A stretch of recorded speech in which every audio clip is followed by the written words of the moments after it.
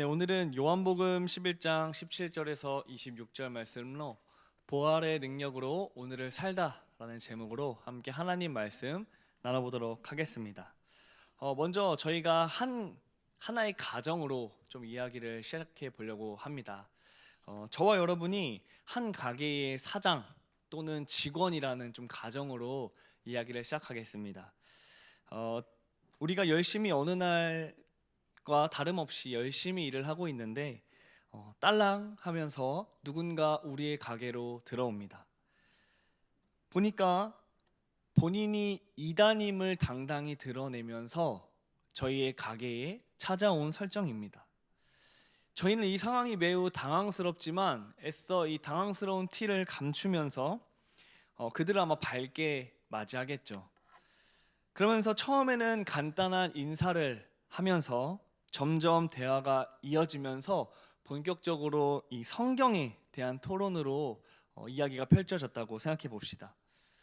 그리고 오늘 살펴본 요한복음 11장 이 죽은 나사로가 살아나는 사건, 이 말씀을 가지고 그 이단이 우리에게 이렇게 질문합니다.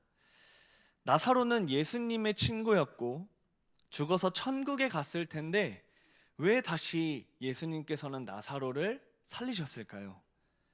나사로는 천국에 있는 게 더 좋지 않았을까요?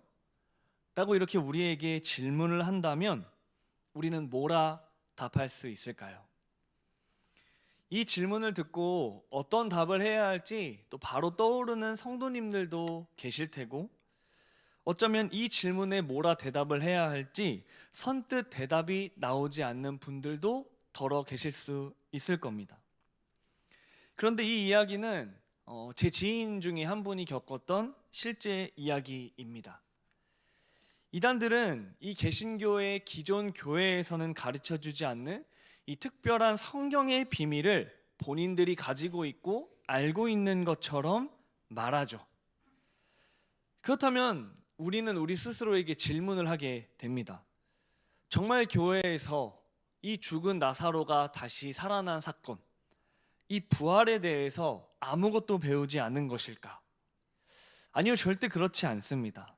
우리는 수도 없이 배웠고요, 말씀을 통해서 들었고, 사실 조금 우리가 성경을 꼼꼼히 읽다 보면 충분히 다 대답할 수 있는 내용들입니다. 다만 우리가 선뜻 대답하기 어려운 이유 중에 하나가 우리가 부활에 대해서 오해하고 있는 부분이 있기 때문에 선뜻 대답하기가 어려운 것 같습니다.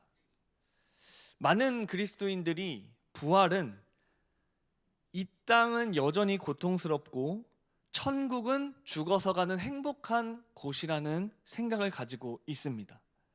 그러니까 이 땅에서는 우리가 버티고 인내하다가 결국 천국에 가서야 평안한 삶을 누리는 그 정도로 알고 있기 때문에 우리는 이 부활 앞에 선뜻 대답이 나오지 않습니다.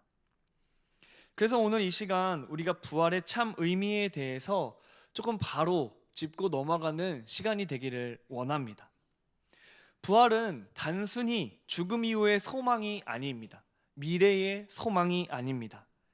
부활은 지금 이 땅에서부터 누리는 새 생명이며, 부활은 미래의 소망이자 현재의 소망임을 기억하시는 우리 연희교회 성도님들 되시기를 축복합니다. 네, 우리가 살펴보았던 오늘 요한복음 말씀을 좀 살펴보도록 하겠습니다. 요한복음에는 총 7가지 표적이 등장을 하는데요, 그 중에 오늘 우리가 읽은 본문은 마지막 죽은 지 4일이 된 나사로를 살리는 사건입니다. 그리고 우리가 이 7가지 표적들이 모두 중요하겠죠. 예수님이 우리에게 보여주신 이 기적들은 다 중요합니다. 그런데 이 마지막 7번째 죽은 나사로를 살린 사건을 조금 더 주목해보기를 원하는 이유는, 이전에 예수님께서 보여주신 기적과 표적들은 죽어가는 자들 혹은 병든 자들을 살리는 기적들이었습니다.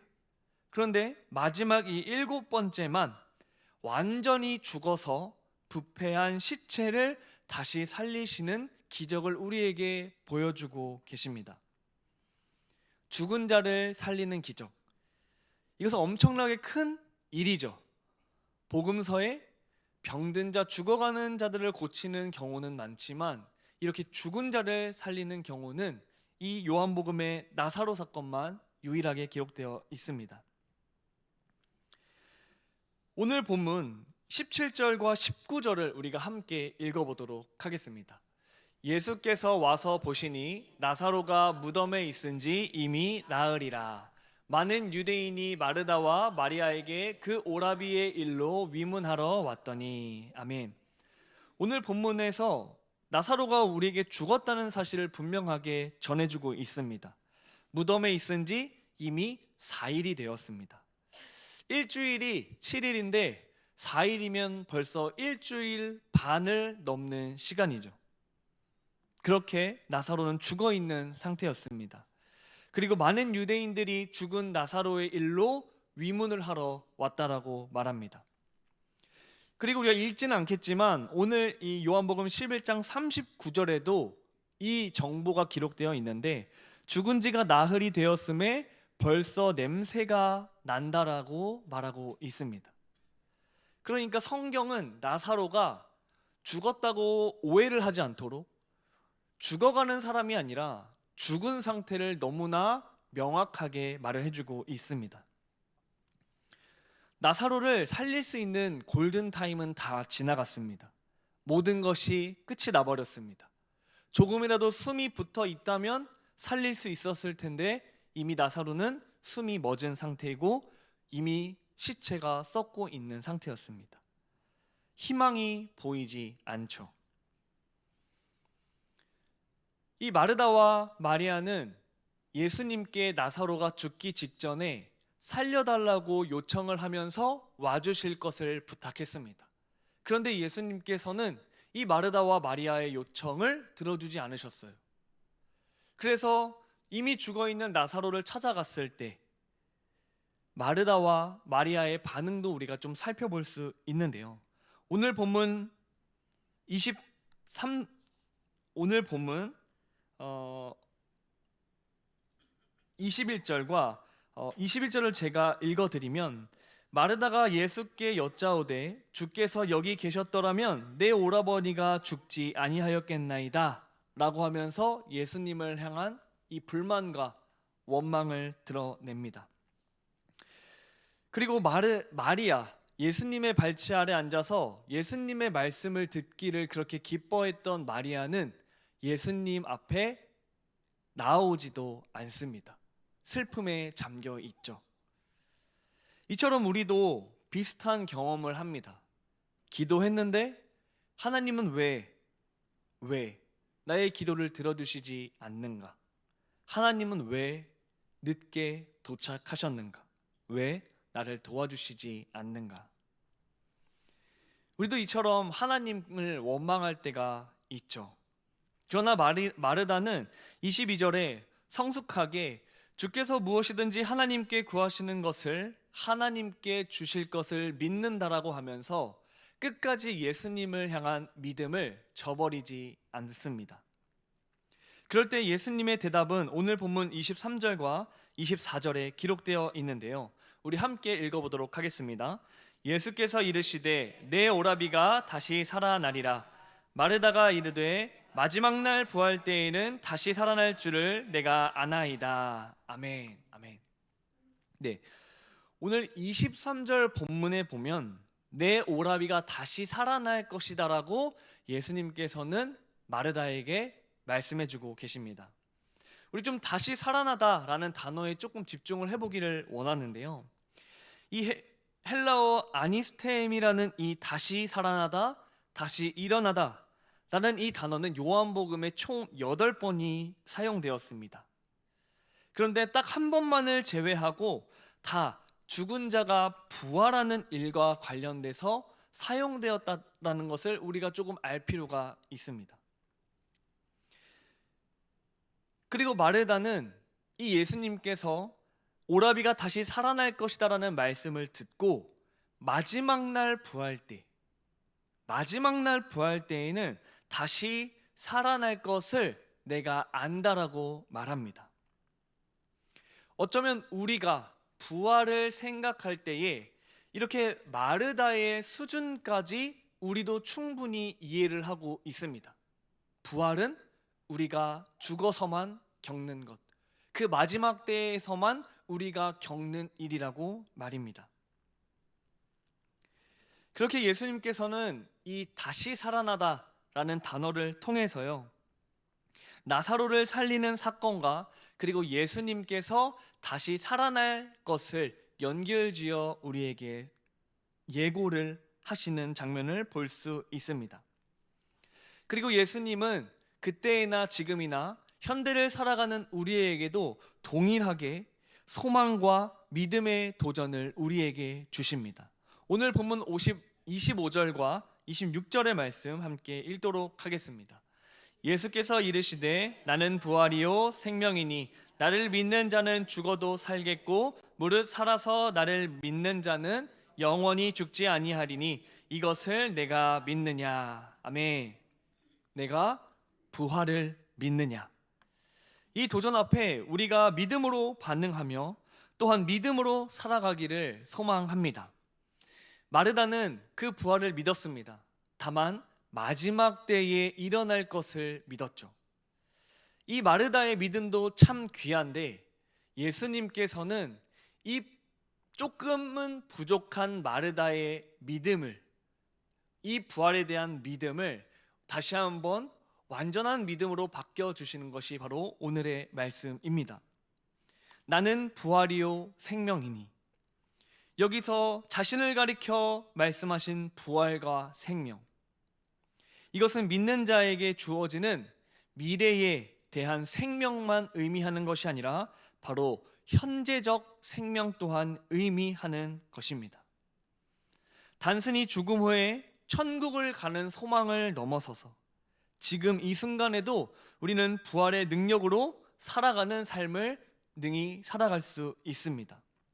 하나님의 숨결이 담긴 말씀을 통하여서 우리가 우리의 안에 묻어진, 아니 어쩌면 우리가 오해하고 있는 이 부활 신앙을 다시 한번 회복하는 은혜의 시간이 되기를 간절히 소망합니다.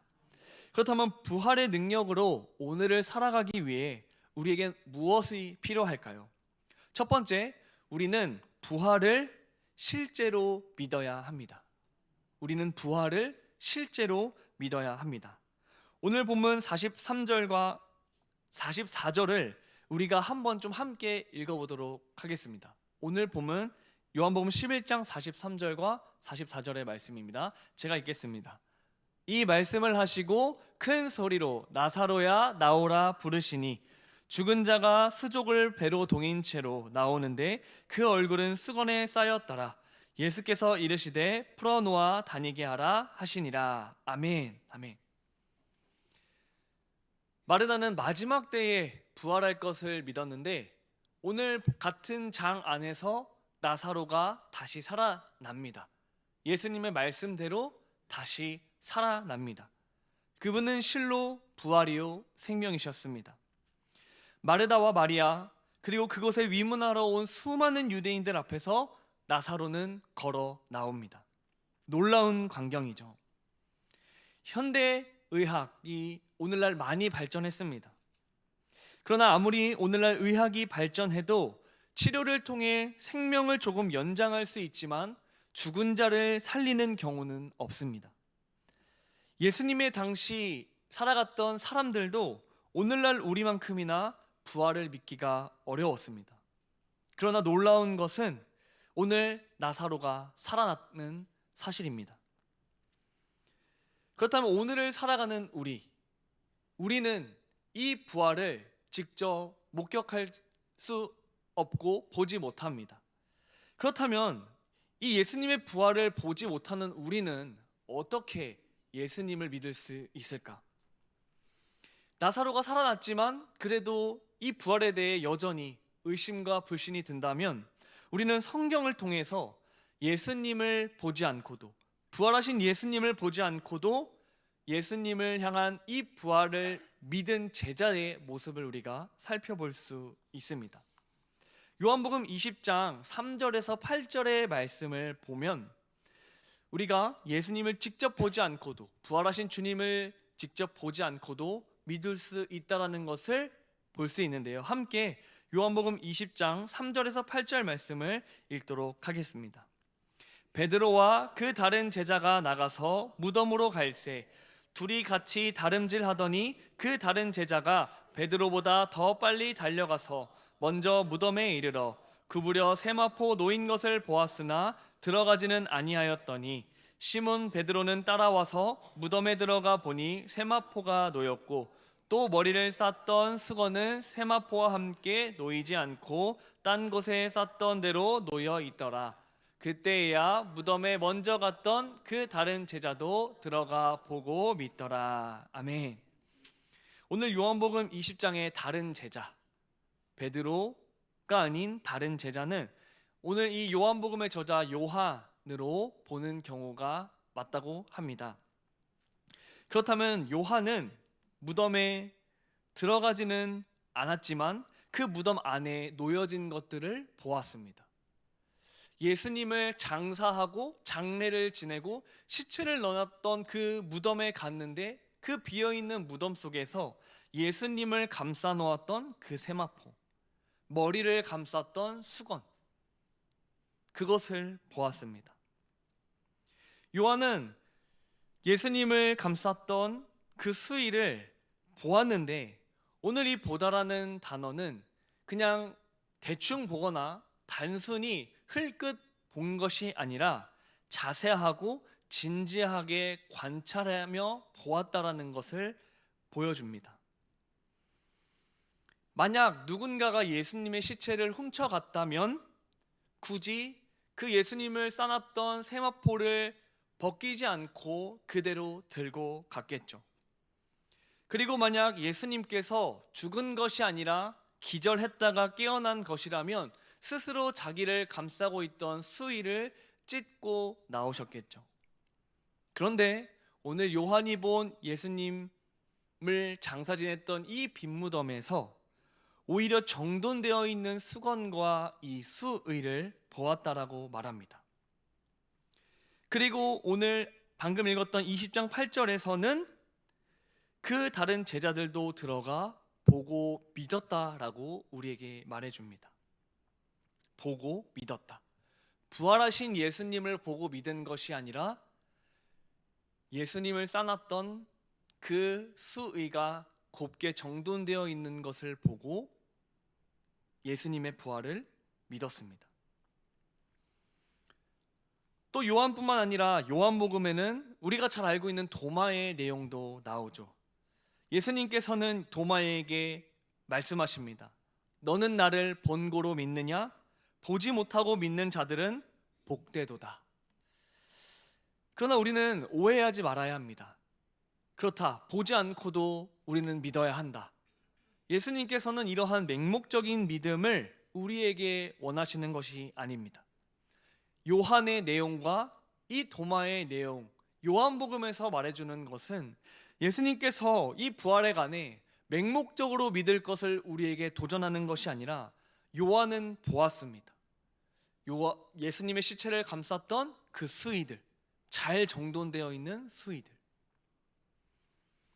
그러니까 우리의 믿음은 충분히 이성적으로 고민해보고 합리적으로 판단을 내려보고 그리고 그 정도의 수준에서를 넘어서서 도마와 같이 이런 이성적인 판단을 넘어서는 보지 않고도 믿을 수 있는 결단이 우리에게 필요한 것이죠. 그러므로 믿음은 균형적인 것입니다. 어느 한쪽으로 이성적으로 따져보고 믿는 것, 그 반대로 보지도 않고 맹목적으로 믿는 것이 아니라 이성적 판단, 그 다음에 수많은 고민, 그 모든 것이 선을 이뤄서 믿음을 가질 수 있는 것이죠. 기독교의 신앙은 맹목적이거나 비이성적인 것이 아닙니다. 그리고 예수님을 향한 믿음은 자신의 삶을 그 진리에 맡기는 믿음의 결단이 뒤따른다는 것을 우리는 기억해야 합니다. 믿음은 단순히 어떤 지적인 동의가 아니기 때문입니다. 부활의 능력으로 오늘을 살아가기 위해서 우리에게 필요한 것은 바로 부활의 권능을 입는 것입니다. 부활의 권능을 입는 것. 부활은 단순히 죽음 후에 천국에 가는 소망을 넘어서는 것이라고 말씀드렸습니다. 그렇다면 지금 이 순간에도 우리는 부활의 능력으로 살아가는 삶을 살아가야 합니다. 그런데 대다수의 크리스천들은 이 복음을 말할 때 십자가의 죽음만을 이야기하고 부활은 이 십자가의 죽음의 곁다리로 덧붙이거나 생략해 버리기도 합니다. 우리가 부활의 중요성을 놓치고 있습니다. 그러나 로마서 4장 25절에서는 분명하게 우리에게 말해줍니다. 제가 읽겠습니다. 예수님께서는 또한 우리를 의롭다 하기 위하여 살아나셨느니라 라고 분명하게 말을 해줍니다. 예수님의 죽음만이 아니라 그분의 부활도 우리를 구원하십니다. 예수님의 십자가 죽음과 부활은 반드시 함께 가야 하는 것이죠. 그리스도의 부활은 우리가 부활절에만 기억하는 것이 아닙니다. 그리고 예수님의 부활은 부활절에만 그 기쁨을 전하는 것이 아닙니다. 예수님의 부활은 그리스도인으로서 지금 우리가 새로운 피조물답게 살아갈 수 있도록 합니다. 온 세상을 새롭게 하시고 치유하시고 그 하나님의 전능하심을 지금 우리가 누리면서 살아가야 하는 것입니다. 미래에 완성될 하나님의 나라, 그 천국은 미래에만 주어지는 것이 아니라 바로 현재의 삶 속에서 우리는 누리면서 살아가야 하는 것입니다. 기억하시기 바랍니다. 예수 그리스도의 부활이 구속의 완성입니다. 성도의 현재적인 이 새 생명, 그리고 미래의 영광스러운 부활을 예수 그리스도의 부활이 보증합니다.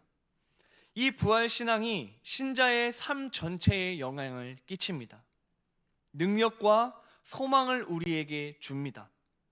이 땅은 인내하고 고통을 참아야 하는 곳이 아니라 천국을 이 땅 가운데서부터 우리는 부분적으로 느끼면서 누리면서 살아갈 수 있는 것입니다.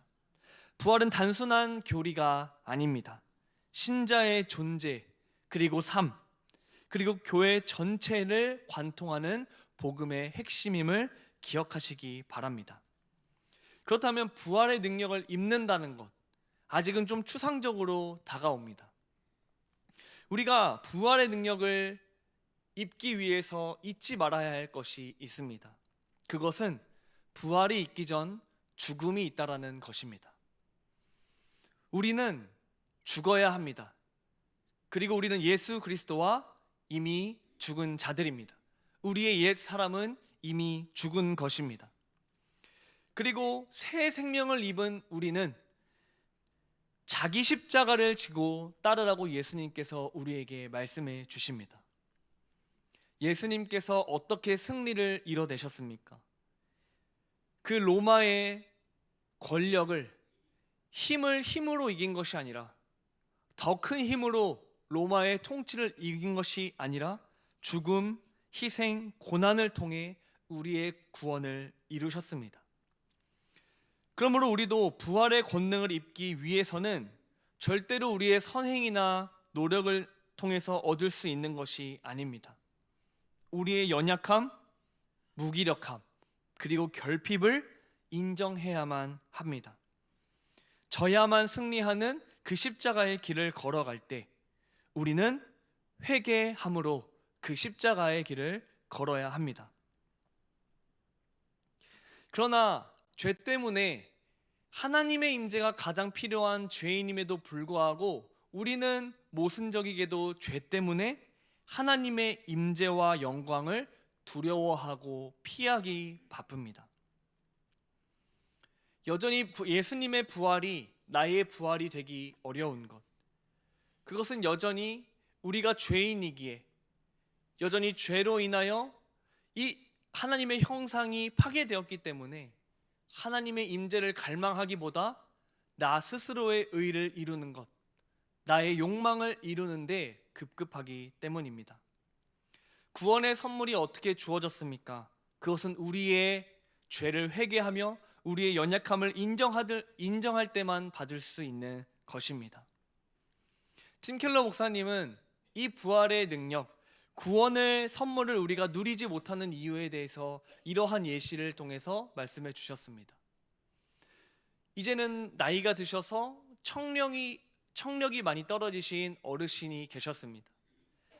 그런데 그 어르신의 배우자는 좋은 보청기를 선물해 줄 테니 가서 보청기를 맞추라 라고 했을 때, 그 청력이 좋지 않으시는 어르신께서는 자신이 보청기가 필요함에도 불구하고 보청기를 낀다라는 것은 자신의 청력이 약하다는 것을 인정해야 하는 거기 때문에 그것이 싫어 보청기를 쓰지 않고 불편하게 살아가는 경우를 예로 들어서 말씀해 주십니다.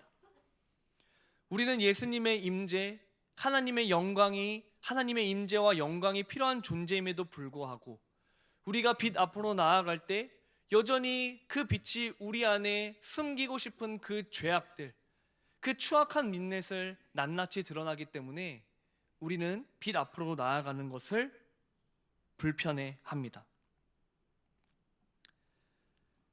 그러므로 우리가 부활의 능력을 입기 위해 필요한 것은 바로 우리의 연약함을 인정하고 우리의 죄악을 하나님 앞에 회개하는 것, 그것밖에 없습니다.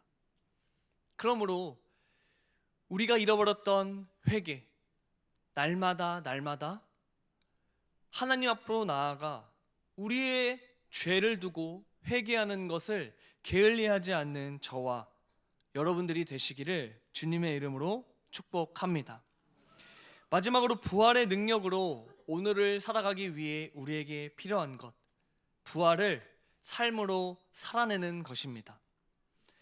이 예수 그리스도의 부활, 지적인 동의에서만 머물러서는 결코 안 됩니다. 우리는 주님의 부활과 함께 새 생명을 얻은 자들입니다. 우리는 주님을 인격적으로 만났고 믿음으로 그분과 연합한 존재입니다. 예수 그리스도로 옷 입은 자들입니다. 부활의 능력, 우리가 어떤 능력의 모양만이 아니라 정말 능력을 갖춘 자들이 되기를 원합니다. 부활을 믿고 부활을 살아내는 것.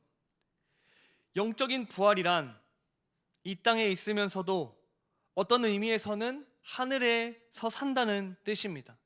다시 말해 현재에서 우리는 미래를 살아가는 것이요, 그 천국을 지금부터 누리며 살아가는 것입니다. 비록 지금 하나님의 나라는 부분적입니다. 예수님께서 이 땅 가운데 오심으로 하나님의 나라가 도래했지만, 시작했지만 아직 완성되지 않았을 뿐입니다. 예수 그리스도께서 하나님의 나라를 보여주십니다. 오늘 본문 25절과 26절의 말씀을 우리가 함께 읽도록 하겠습니다. 예수께서 이르시되 나는 부활이요 생명이니 나를 믿는 자는 죽어도 살겠고 무릇 살아서 나를 믿는 자는 영원히 죽지 아니하리니 이것을 내가 믿느냐. 아멘.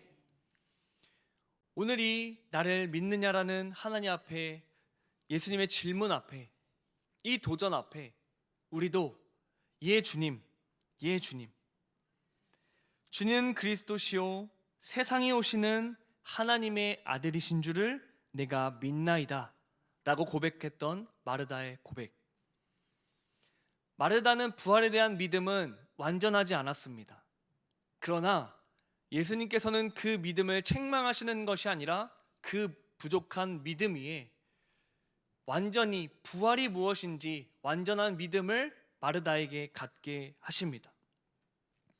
오늘 우리도 하나님 앞에 나아갈 때 자꾸 완전한 모습으로 나아가야 한다라는 강박이 있습니다. 부담감이 있습니다. 하나님 앞에 나아갈 때 여전히 우리는 부족함 투성이요, 나의 믿음이 별 볼 일 없는 것처럼 느낄 때가 많습니다. 그러나 우리의 부족함은 우리 스스로 채울 수 없기에 우리는 하루빨리 더 주님 앞으로 나아가 주님의 말씀과 하나님의 이 진리의 말씀을 붙듦으로 말미암아 하나님의 숨결이 담겨 있는 그 진리의 말씀을 통해서 우리는 채워져야 하고 회복되어져야 합니다. 십자가의 죽음과 부활, 십자가의 죽음과 부활은 결코 뗄래야 뗄 수 없습니다. 그리스도는 약함을 통해서 우리를 구원하셨습니다. 그리고 권력을 내려놓고 패하신 것처럼 보이셨지만 사실은 승리를 이뤄내셨습니다. 약하시기에 그 무력함으로 예수 그리스도는 사망과 권세를 이기셨습니다. 그렇다면 오늘 우리도 더 큰 힘을 갖는 데에 힘을 쏟는 것이 아니라 더 완벽해지려 하고 완전해지려고 하는데 우리의 에너지를 쏟는 것이 아니라 나의 약함을 인정하고 우리를 구원하실 수 있는 유일한 구원자가 되시는 주님 앞으로 힘써 나아가야 할 것입니다. 우리는 그 주님께 용서받은 존재들입니다. 말씀을 맺습니다. 사랑하는 성도 여러분, 부활은 단지 먼 미래의 사건이 아닙니다. 예수님과 연합한 우리는 지금 이 순간부터 부활의 생명을 누리며 살아가는 자들임을 반드시 기억하십시오. 죽음의 두려움과 절망을 이기고 하나님 나라의 능력으로 이 땅에서 새 삶을 살아가는 부활의 증인들입니다. 부활의 증인. 우리가 2주 전에 새생명 전도 축제의 시간을 가졌습니다. 우리가 사랑하는 가족, 또 직장 동료, 우리의 이웃들을 또 하나님의 진리의 말씀을 들을 수 있는 이곳 예배당으로 기도하며 그 영혼들을 인도했습니다.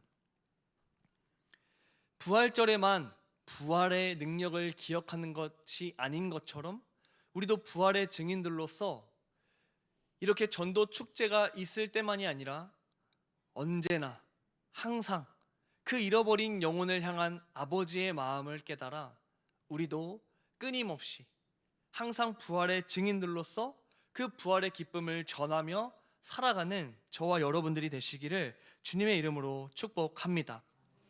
오늘도 부활의 능력으로 주님을 믿고 사랑하며 용서하고 세상을 또 하루하루를 감사와 기쁨으로 새롭게 살아가시는 여기 모인 연희교회 모든 성도님들 되시기를 주님의 이름으로 축복합니다.